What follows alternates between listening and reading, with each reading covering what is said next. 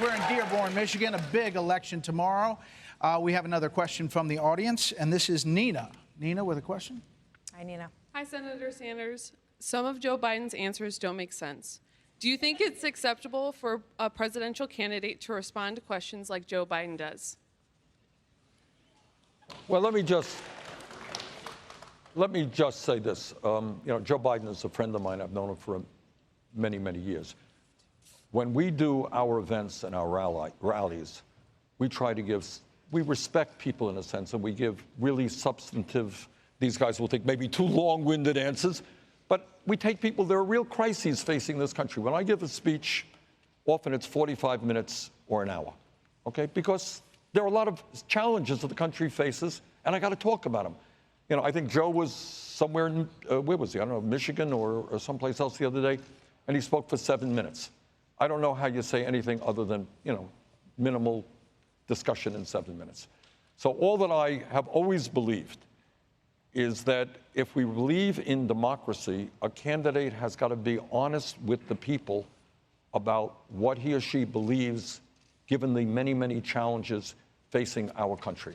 And when you do that, when you're honest and you look at the hard issues, so you're going to take on the fossil fuel industry or Wall Street or the drug companies, it brings forth opposition. I know that. I get beaten up every day. That's fine. That's what I do. But all I would say is, I'm not going to criticize Joe, but to say that I think the American people in this incredibly complicated and difficult moment in our history are entitled to thoughtful answers to the crises we face.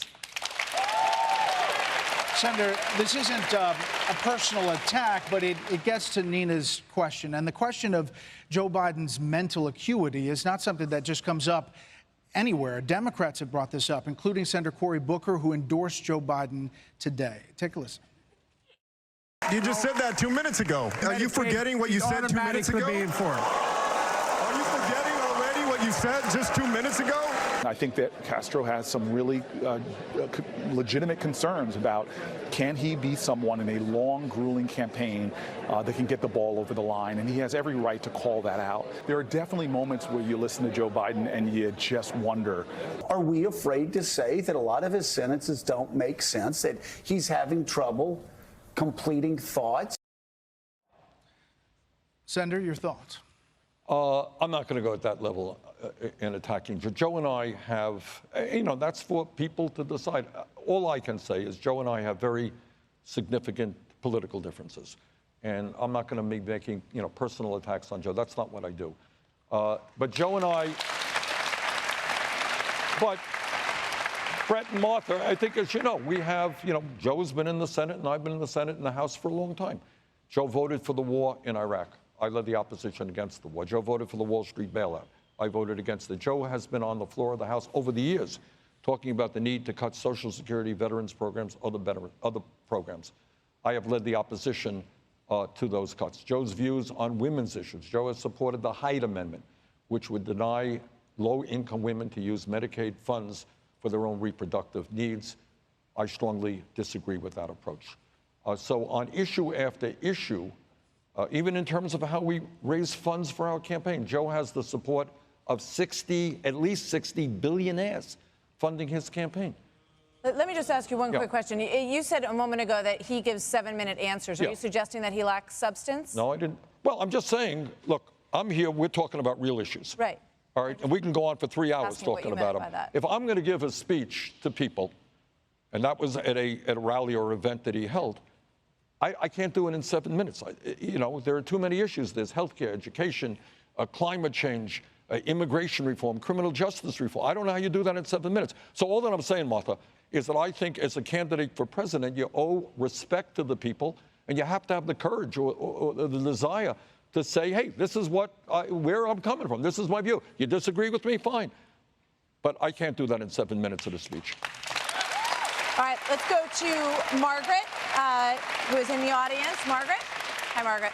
Hi, Senator. As someone from Russia, a country that was greatly impacted by the negative effects of socialism, what assurances can you offer myself and other people impacted by socialism that democratic socialism will not have the same results? Good. Thank you for the question, Martha. Martha? Margaret. Okay. what happened and existed in the Soviet Union was not socialism. It was authoritarian communism. And communism, whether in Cuba, whether in the Soviet Union, whether in other countries, was marked by totalitarianism, was marked by throwing millions of people into the gulag. Stalinism was about as bad as it got. But right near, you're from Russia. I don't know if you've ever visited Finland. Finland is a neighbor to Russia. They have a very democratic society with strong democratic socialist principles. Everybody in Finland has health care as a right. Their educational system is perhaps the best in the world, and college there is free. They take environmental responsibility very, very seriously. They have one of the lowest rates of childhood poverty in the industrialized world. And you know what? Their voting rate, people who participate in their elections, is a lot higher than it is in the United States. So when we talk about democratic socialism, Margaret, I'm talking about Finland, I'm talking about Denmark, I'm talking about Sweden, I'm talking about countries all over the world who have used their government to try to improve life for working families, not just the people on top. So, Senator, let me follow up on that, if I may.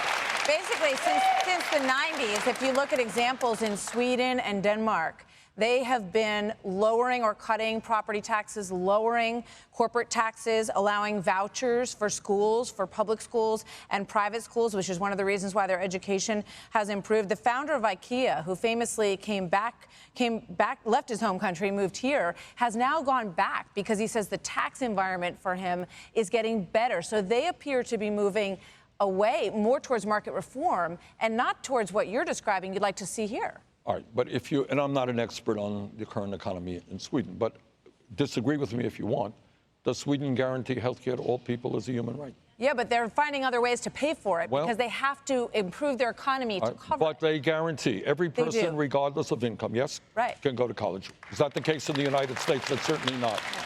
I mean, there are like 5.6 million people, I think, in Denmark. Of course. But my point is what these countries have done, and they don't get the credit for it. We have, in America, unbelievably, the highest rate of childhood poverty of almost any major country on earth. In terms of the African-American community, like 1/3 of our kids, African-American kids, are in poverty. Check out the poverty rate for kids in Scandinavia. It'll be far, far lower. Their retirement benefits for their older people are better. Their wages that their workers make are better. So I cannot give you, I should know it, but I don't, all of the details about the tax system in Sweden. But all I can say is they have gone a long way to eliminate poverty, to make sure that all of their people have the basic needs that they need in order to live good lives. And by the way, in international study after international study, it turns out that countries like Denmark are the happiest countries on earth. And you know why? Because if you don't have to worry about how you're going to pay for health care, if you don't have to worry about how you're going to afford to send your kids to college, if you don't have to worry about the cost of childcare, if you're earning a decent wage, even if you're paying more in taxes than you may be paying in the United States, that takes a huge load of stress off of your backs. You mentioned Cuba there.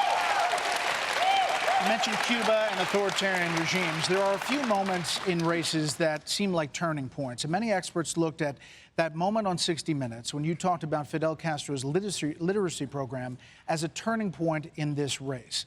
Do you regret at all saying what you said at that time in this race? No. Look, I have spent my entire life fighting for working people and fighting for democracy. And Brett, if you check my record, I have condemned authoritarianism, whether it is in the Soviet Union, whether it's in Cuba, whether it is in Saudi Arabia. They're not having too many free elections there. Whether it's the United Arab Emirates, wherever it may be. I happen to be old-fashioned, and I believe in democracy. So if you look at a country like China, for example, today, is China a democracy? Of course it's not a democracy. It is an authoritarian country, and Xi is taking it in a bad direction. But what can we say about China in the last 50 years? Would anybody in their right mind deny that extreme poverty in China has been reduced? Can anyone deny that? Of course not. Does that mean we approve of the Chinese government? No, it doesn't. But I think, sometimes, and I know it's hard, given, gotcha, not you, given the media that we deal with and everything else, You say something and people can beat up on you. I think you got to tell the truth. So if in China they've reduced extreme poverty, does that make me a communist who supports China? No, I'm just telling you a simple fact. I guess it was Democrats who weighed in. Of course they did. You know, Stephanie Miller, a Democrat from Florida, said Castro was a murderous dictator who oppressed his own people. His literacy program wasn't altruistic. It was a cynical effort to spread his dangerous philosophy and consolidate power. Well, that's a Democrat. I know. Well, so what? I got a lot of Democrats who are attacking me as well. You know that. Nothing new there. But, you know, if you remember what Barack Obama said, when Obama correctly tried to bring a normalized relationship with Cuba, what he said, I don't want to misquote him, but he said something, I'm paraphrasing, to the effect that Cuba has made progress in healthcare and education. You know? Yeah, so that doesn't mean you support authoritarian governments. That's all. So the New York Times just wrote a very large piece on how the Soviets, I don't have to only worry about Fox. I got to worry about the New York Times, too. About the Kremlin in the 80s and suggesting that they used you, there's a picture from the piece, for propaganda purposes. Here's a quote from the piece. The documents show the Soviets' intensive preparation to use Mr. Sanders' interest in their country to their advantage. What do you say about that? I say that the New York Times got it very, very wrong. What I established in I can't remember, late 80s, as mayor of the city of Burlington, a sister city program with Yaroslavl in the Soviet Union. Do you know who was advocating in a very strong way the establishment of sister city programs all over America? A communist named Ronald Reagan. And by the way, that sister city program today is still in existence 35 years later. It means that doctors from Russia are coming over to the United States. I think the hockey team came over. There have been student exchanges. So let me be very clear. I think that was a great idea. And I want to see more. Rather than spending money, billions of dollars on the military, I want kids from all over the world to visit the United States. You don't think they were, you know, sort of using your interest in their country in any way to sort of find an in any way? Martha, at that point, and I think the Times article makes that point on paragraph 203, there were, I think, dozens of sister city programs with the Soviet Union. Senator, we have many more questions from the audience. What about colleges and paying for college? Good. That is a real question from somebody in our audience as our town hall continues with Senator Bernie Sanders.